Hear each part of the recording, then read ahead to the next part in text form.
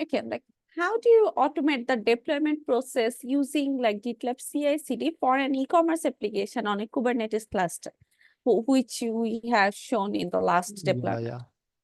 Yeah, I can answer it from our previous crash course that I did. I used our ecom application to deploy it with a Kubernetes cluster.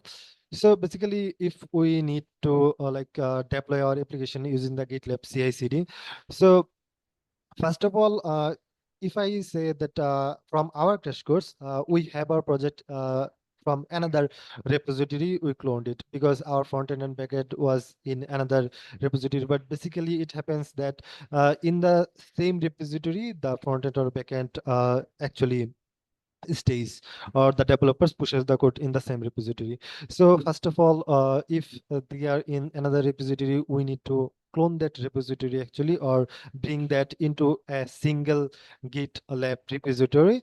And after that, if we want to create a GitLab CI/CD pipeline, so we need to create a .gitlab-ci.yml file inside of the GitLab. Then the GitLab knows that okay, this repository has a GitLab CI/CD pipeline actually. So instead of that, we can specify our architecture, or think of the architecture we want. If we want the architecture like build, then test, then deploy, we can specify some stages for that. In our ecom application, we had like 2 stages for build and the deploy actually.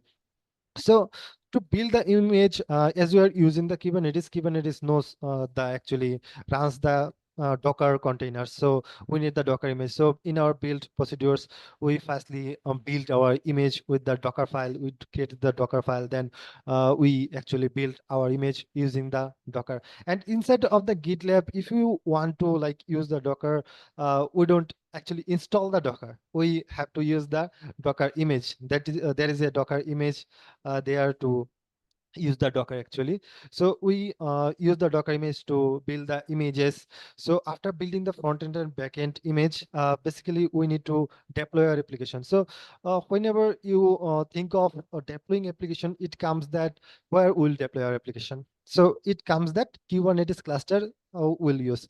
So to create the cluster, we need to create a EC2 instance. Then as Jahid previously explained about the cluster, how we can create the cluster. So basically, we create the cluster like that with an EC2 instance and with an YAML file. Then actually in the GitLab CI/CD, we need to update the kubeconfig file so that our GitLab CI/CD pipeline knows that this is the cluster we have to use. So we need to update that, and after that, we need to use the kubectl actually. So using the kubectl, we'll create the files for the deployment. The deployment for the, we can use the YAML file inside of our repository. We can create those. So using that, then we can apply the deployments file and it will be deployed actually. So in this way, we can deploy our ecom application easily with GitLab CI/CD. Okay.